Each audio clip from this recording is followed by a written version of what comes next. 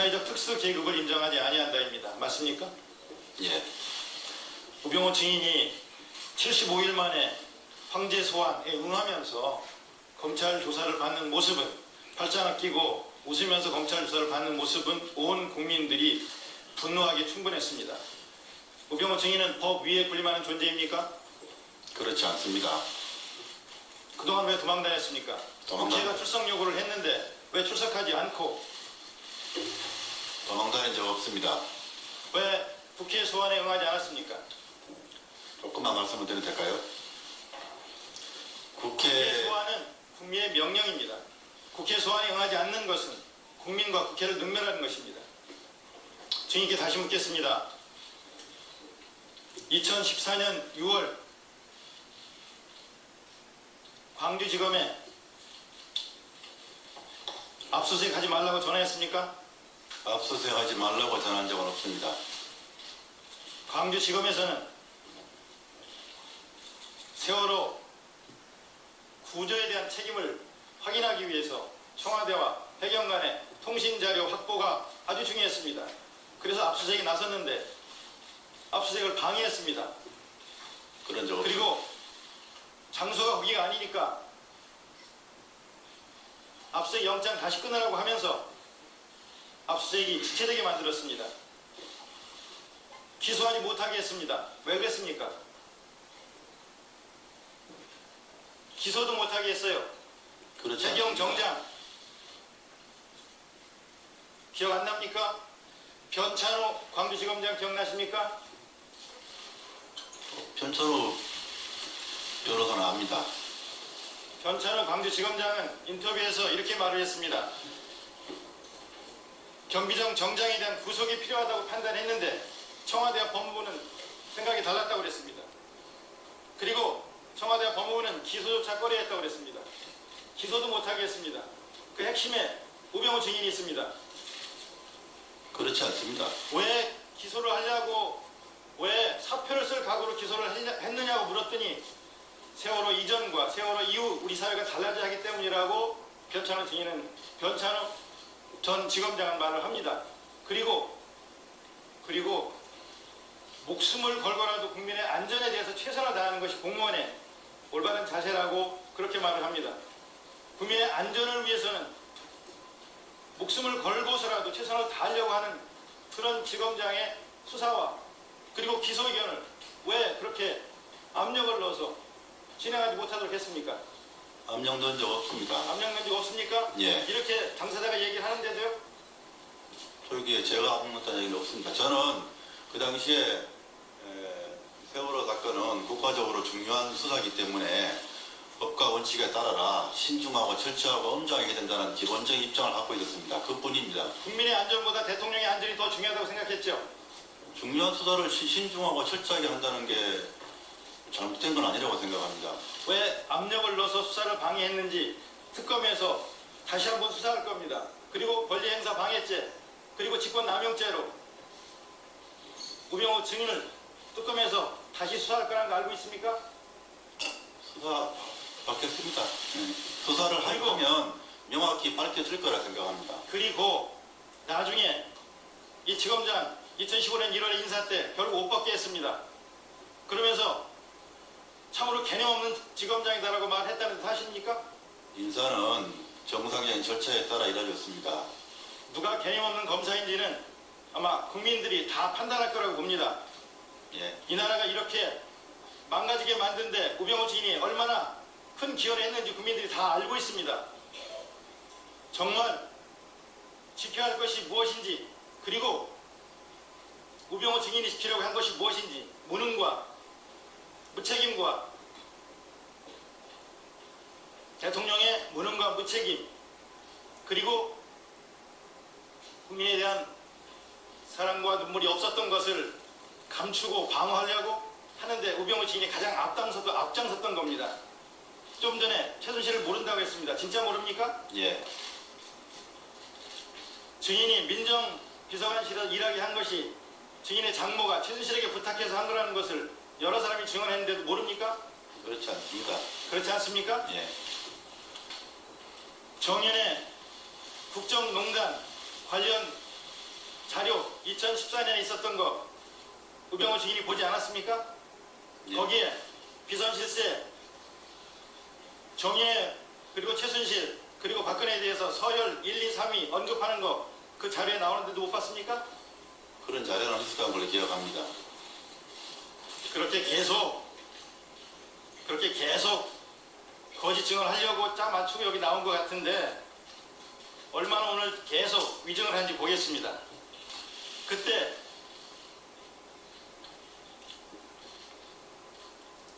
민정비서실에 박모 행정관이 있었습니다. 이 박모 행정관이 문건을 최경희에 넘겼다고 하라고 회유했다는 한일 전 경위에 구체적 증언이 최근에 나왔습니다. 이 회유하라는 이 지시 증인이 했습니까? 배유 지시한 바 없습니다. 그러면 보고하지도 않고 밑에서 알아서 이렇게 했다는 겁니까? 배유한 바도 없다고 알고 있습니다. 결국은 최경희가 죽음에 이르겠습니다. 책임 느끼지 않습니까?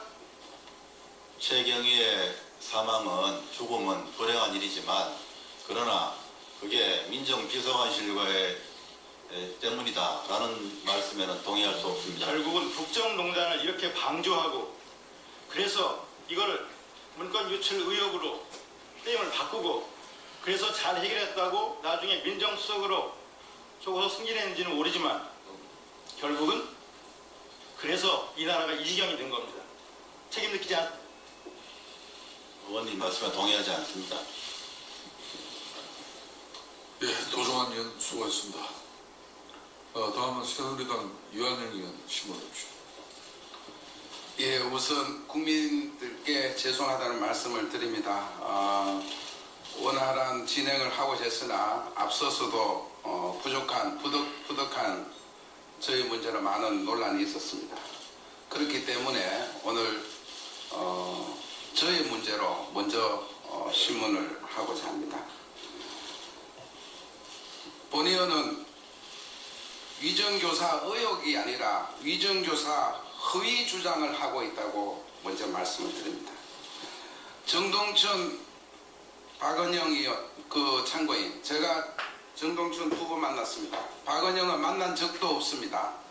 저는 이렇게 늘 만나면 이렇게 메모를 하는 습성을 가지고 있습니다. 자, 두 사람 묻습니다. 태블릿 PC 충전기 연결잭을 사오라고 일부러 그런 말을 하라고 이완영이가 얘기한 적 있습니까? 두 정의 순서대로 얘기를 해보세요. 없습니다. 박은영 의원. 못 들었습니다. 태블릿 PC를 고영태가 들고 다닌 걸 봤다라고 이완영이가 일부러 증언하라고 한 적 있습니까? 고의로? 없습니다. 저 들은 바 없습니다. 태블릿 PC를 JTBC가 절도한 것으로 해서 언론 인터뷰를 하라고 제가 사주한 적 있습니까? 없습니다. 언론 인터뷰 얘기는 하신 걸로 알고 있는데요. 예. 절도한 것으로 해서 인터뷰를 해라라든지 그런 말은 없었습니다. 예. 자, 저는 공교롭게도 이런 사실이 있음에도 불구하고 또 이만희 의원에게도 또 어떤 제보자가 나타납니다. 저는 이런 의혹에 대해서 제가 질의 준비도 안 했고 질의도 안 했습니다. 한편 우리 박은영 과장은 고영태 것이 아니라 최순실 거라고 얘기를 했습니다. 박은영 과장, 어제 시사인에서 인터뷰한 걸 잘 봤는데요. 지금 고영태가 중앙일보의 언론 인터뷰 보도 이후에 노성일 부장과 통화한 적 있죠? 네, 그 보도를 보고 예. 왜 이런 얘기를 했는지 좀 제 입장에서 따져놓고 싶어서 전화를 했습니다. 그럼 노성일 부장 뭐라 그랬습니까? 18일 일요일에 저녁에 통화를 하게 됐고요. 노승일 부장 말로는 본인은 그런 식으로 얘기하지 않았다. 그렇게 이야기한 게 아니다. 라고 해서 그러면 뭐를 어떻게 얘기했길래 고영태 씨가 월간중앙을 만나서 이렇게 인터뷰를 하냐. 나를 위증범으로 만들고 위증 교사를 받았다고 만드냐. 얘기를 하니까 너가 위증하라고 누군가한테 지시받고 너가 위증했다라고 얘기한 적 없다.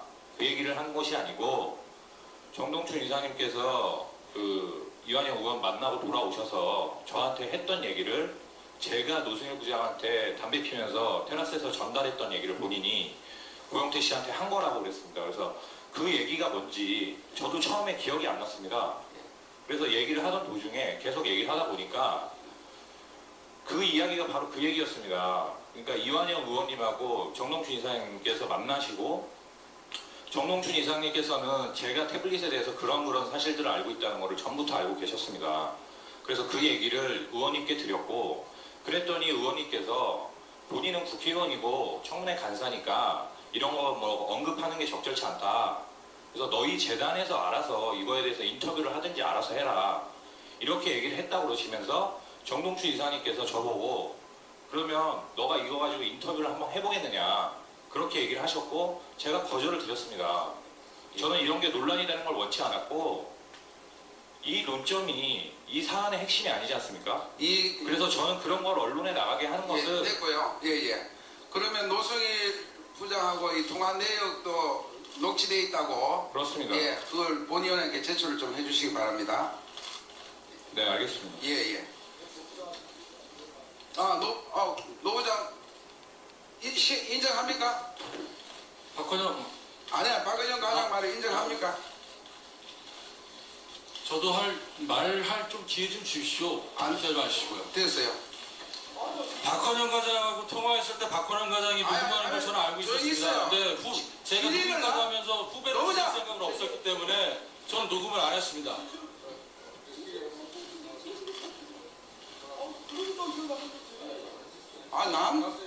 정말 참네. 아니 무슨 이완영 청문회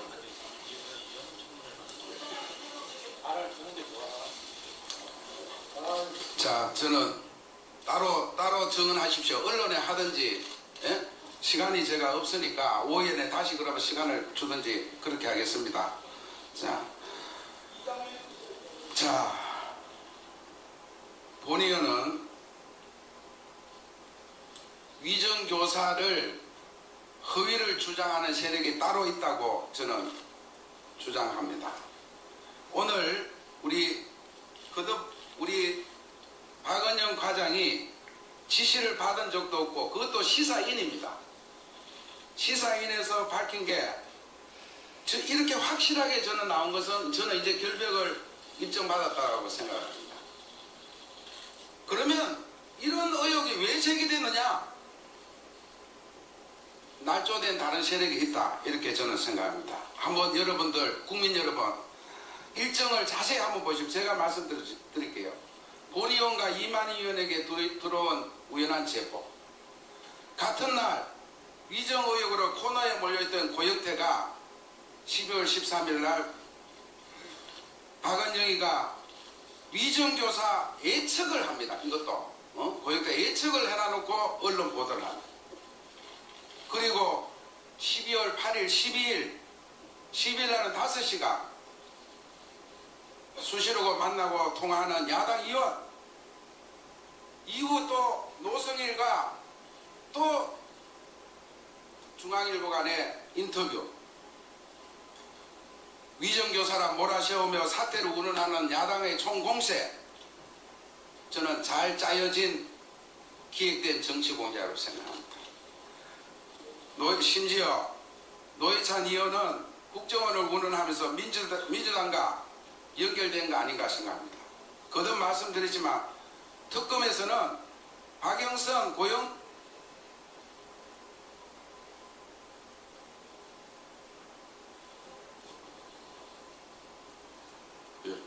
수고했습니다. 다음은 더불어민주당 손혜원 의원 신문해 주십시오. 네, 마포 의뢰 손혜원입니다. 국회의원 되고 오늘같이 참 국회의원이라는 이름이 부끄러운 게 처음입니다. 우병우 증인께 묻겠습니다. 2009년 4월 31일 기억하십니까? 2009년 4월 30일 네. 말씀해 주시면 하면서 어렵겠지만 좀 한번 읽어주시겠습니까? 제가요? 네. 노무현 씨, 당신은 더 이상 대통령도 사법고시 선배도 아닌 그저 뇌물수수 혐의자로서 이 자리에 앉아 있는 것이요. 예. 정확하죠? 저는 저런 말 한 적 없습니다. 제가 지금 저런 말 했다고 지금 의원님께서 말씀하시는 것 같은데요. 저런 말 한 적 없습니다. 야, 기록에 나와 있는 것도 이렇게 말씀하시나요? 기록이 아니고 저거는 됐습니다. 조사하고 뒤에 입회한 변호인도 계시고요. 네. 그럼 그런 제가 말 한 적 없습니다. 잘 읽으셨습니다. 제가 그대로 한번 다시 말씀드리고 제 질의를 시작하려고 합니다. 우병우 씨 당신은 더 이상 민정수석도 아니고 검사도 아니고 그저 최순실 국정농단의 조연으로 검찰농단의 역을 맡아 사역을 채운 증인으로 이 자리에 앉아 있습니다. 국회에서 질의하겠습니다. 소환한 증인으로 이 자리에 있습니다. 네, 질의하겠습니다. 민정수석이 하는 일에 대해서 설명해 주시기 바랍니다.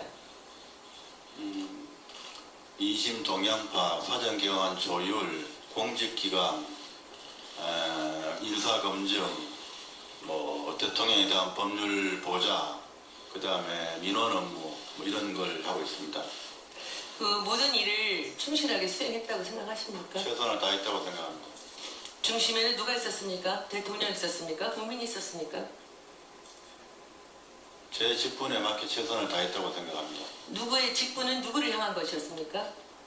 1차적으로는 저희는 대통령에 대한 비서입니다. 민정의 민은 어떤 민입니까? 국민이라고 생각합니다.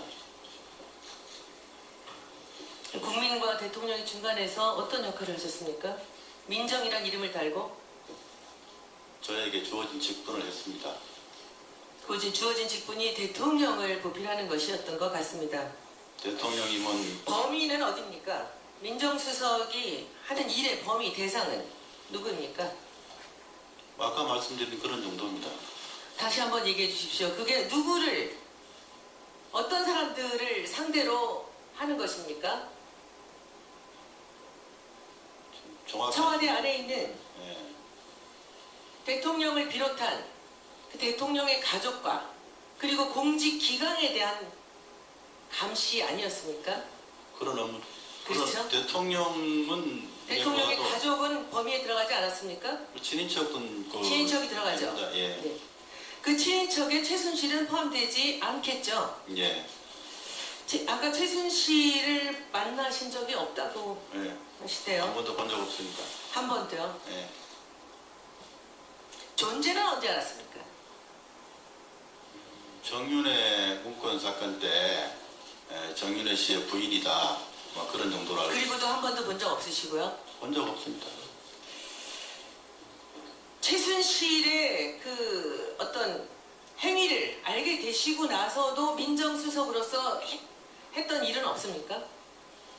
최순실의 행위를 하시. 예, 제 정윤회 문건을 보시고 예. 그 정윤회와 최순실이 국정농단에서 뭔가 이 사람들의 역할이 굉장히 위중하게 있다라는 느낌을 받지 않으셨습니까? 정윤회 문건 사건 때는 정윤회 씨가 청와대 비서관이나 행정관을 통해서 국정에 개입한다. 최순실 없이 정윤회가 있습니까? 두 분이 부부 사이라는 얘기는 들었습니다. 그때 듣고 알았습니까? 정윤회가 최순실 부인이라는 건 알고 계셨죠? 예. 최순실의 아버지가 최태민이라는 사실도 알고 계셨고요. 그 당시에 그런 언론이나 이런 보도에서 그런 내용들 왜 정윤회 씨가 그렇게 비선 라인이냐 이런 식의 한 관련된 그러면 언론 보도는 최순실에 대해서는 그 조사를 한 적도 없습니까? 민정수석 하시는 동안에 정윤회 사건 이후로 최순실을 조사한 적이 있냐고요? 네 없습니다. 없습니까? 대통령에 보고한 적도 물론 없었겠죠. 예. 대통령은 일주일에 몇 번이나 대면하셨습니까? 대통령님은 주로 전화로 소통했습니다. 전화를 했습니까? 대면 안 하시고요. 주로 전화로 했습니다. 참 여러 가지 생각이 듭니다. 오늘 증인을 보면서 지금 이 아까 제가 2009년 4월 30일에 대한 말씀을 드렸습니다. 노무현 대통령을 취조할 때 그때 당시 노무현 대통령을 취조할 때하고 지금의 증인 심정하고를 한번 좀 이 소회를 말씀해 주십시오. 그때 노무현 대통령은 어떤 생각이었을까라는 생각을 이번에 나오시면서 한번 해보시지 않았을까요? 정확히 무슨 말씀인지 취지를 잘 이 모르겠습니다. 자리에 나오신 소회가 어떻습니까? 저는 증인으로서 나왔습니다. 증인으로. 그래서 근데 왜 도망 다니셨습니까? 도망간 적 없습니다. 제가 증인 채택이 된 거는 뭐 11월 이따가 하순이라고 생각하는데 다음에 질의 한 번 더 하겠습니다. 지금 제가 특검에 요청합니다. 출석을 특검에 좀 요청합니다. 하죠. 가만히 계세요. 특검에 요청합니다. 2014년, 13년 변호사 시절에 김장자와 최순실과 우병우 증인이 기흥 CC에서 골프를 여러 회 회동한 증인과 함께한 동반자의 증언을 드리겠습니다. 특검에서 조사해 주시기 바랍니다. 그런 적 없죠? 전혀 사실이 아닙니다. 네, 제가 그 자료를 다 드리겠습니다. 예. 그리고 위증죄를 엄중하게 묻도록 하겠습니다. 사실대로 저말하고 있습니다. 도망 다니신 거 아니라고요. 도망간 거 아닙니다. 그런데 왜 이렇게 피해 다니면서 그 서류를 받지 않으려고 한 건 아닙니까? 제가 민정수석을 그만두자 말자 10월 말에 그만뒀는데요. 11월 초부터 바로 어제까지 저희 집에 기자들이 수십 명이 와 있고 매일 문을 두드리고 벨을 누르고 카메라를 들이대고 도저히 집에 있을 수가 없는 상황이었습니다. 그래서 저는 11월 초부터 이미 집을 나가 있었습니다. 그게 도망간 거 저뿐만 아닙니까? 아니라 언론 취재를 피해간 것이지 그때는 그 국회 증인 채택도 되기 전입니다. 예, 손혜원 의원 수고했습니다. 다음은 새누리당 이만희 의원 질문해 주십시오. 이만희 의원입니다. 저는 동료 의원들의 인격과 양심을 믿습니다. 비록 수차례에 걸쳐서 엄밀하게 식당에서 청문회의 주요 증인인 고영태를 장시간에 걸쳐 만난 동료 야당 의원의 행위도 진실을 밝히기 위한 노력의 일환이라고 믿고 있습니다. 하물며 공개된 장소인 국회의원회관 사무실에서 주요 언론사 기자가 데려온 제보자를 그 기자와 비서관을 동석시키고 사무실의 문까지 열어둔 상태에서 제보자를 만난 것이 무슨 위증을 교사하거나 모의를 위한 자리였는지 되묻고 싶습니다. 이번 청문 과정에서 증인으로 채택된 정동춘을 만난 것은 이완영 위원의 요청으로 그의 사무실에서 동료 의원들과 만난 것이 전부였습니다. 질의하겠습니다.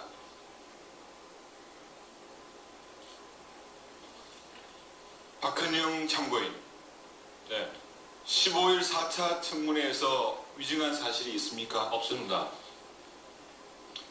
박헌영 참고인은 본 위원을 단 한 번이라도 만나거나 단 한 번이라도 전화 통화한 사실이 있습니까? 없습니다.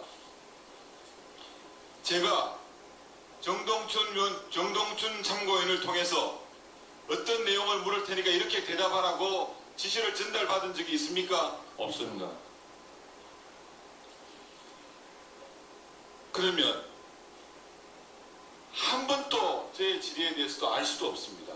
들은 적도 없고 전화통화도 할 수도 없었습니다. 그렇지만 많은 국민들께서 고영태라는 사람이 어떻게 13일날 월간 중앙에서의 인터뷰를 통해서 제가 할 수 있는 질의를 미리 예측을 했겠습니까? 저는 제 제보자를 만난 것은 13일날 밤 늦은 시간이었습니다. 9시 50분. 시간상으로 따진다면 고영태 증인이 먼저 인터뷰를 하고 난 이후였습니다. 박헌영 증인, 왜 그렇다고 생각하십니까? 그 이유는 아까도 말씀드렸다시피 여기 나와 있는 노승일 부장이 고영태 증인에게 제가 기존에 본인에게 해왔던 태블릿 얘기라든지 태블릿 얘기라는 것도 간단합니다. 딱 세 가지입니다. 제가 고영태 증인이 들고 다니는 걸 봤고 그 책상 안에 마지막에 있었고 그리고 잭을 사오라고 시켰었다는 이 세 가지입니다. 알겠습니다. 이것과 함께 아까 말씀드렸던 거기까지 하시죠. 우리 노승일 참고인. 조금 전 박헌영 참고인의 얘기에 대해서 어떻게 해서 제가 제보자를 만난 것은 고영태 증인이 이미 인터뷰를 하고 난 이후였단 말입니다.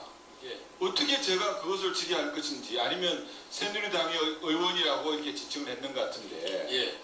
어떻게 그걸 알 수 있다고 생각을 하십니까? 저는 의원님과 이완영 의원님이 정동춘 이사장님을 만났다고 생각지도 않았습니다. 그 이유는 뭐냐면 그건 거기서 끝내고요. 그 다음에 뭐냐면요. 박헌영 과장이 2층 테라스에서 저한테 그렇게 얘기합니다. 정동춘 이사장 왈 이완영 의원한테 전화가 왔는데 태블릿 PC는 절도로 그 다음에 고영태가 태블릿 PC를 가지고 다녔다로 기사를 인터뷰를 좀 해달라. 그 내용이고요. 그 다음에 그걸 부탁을 제가 그래서 하지 말라 그랬고 박헌영 과장이 미쳤어요. 제가 하게요. 이렇게 얘기했고요. 그 다음에 직원들과 밥 먹으러 가는 이동 중에 박헌영 과장이 이런 얘기를 합니다. 청문회에서 태블릿 PC에 대해서 나한테 질문이 올 건데 나는 최순실의 지시로 WK 사무실을 정리하면서 고영태 책상이 남아있어서 최순실한테 전화를 했다. 이걸 어떻게 할까? 그러니까 최순실이 그건 고영태 거니까 놔둬라. 나중에 문제가 생길 수도 있다. 그 다음에 박헌영 과장이 뭐라 거기까지 하냐면 해주십시오. 시간이 없습니다. 책상에 보니까 태블릿 PC와 카메라가 있었다. 이렇게까지 얘기했습니다. 예, 알겠습니다. 다음 추가 질의하도록요. 정동춘 참고인. 네. 12월 9일 이완영 의원 사무실에서 저를 본 것을 제외하고 단 한 번이라도 저를 만나거나 전화 통화한 사실이 있으십니까? 없습니다. 청문회 질의와 관련해서 본 의원과 한마디라도 얘기를 나눈 적이 있습니까? 없습니다. 질의응답과 관련해서 이만희가 정동춘 위원장한테 박헌영이한테 전달하라고 하면서 위증을 공모하거나 교사한 지시를 한 적이 있습니까? 없습니다. 저는 청문회 과정을 통해서 모든 증인들한테 가능하다면 짧은 시간이지만 기회를 주고자 노력했습니다. 하지만 제가 정동춘 증인한테만큼은 제 평정심을 잃었습니다. 한번 화면을 한번 봐주시죠. 우리 동료 의원이 질의했습니다. 그 자리 물러날 생각 없습니까? 지금 현재 재단의 상황이 여러 가지 검찰 조사든지 이런 부분에서 리더가 필요합니다. 그래서 적절한 시기에 그만두겠습니다.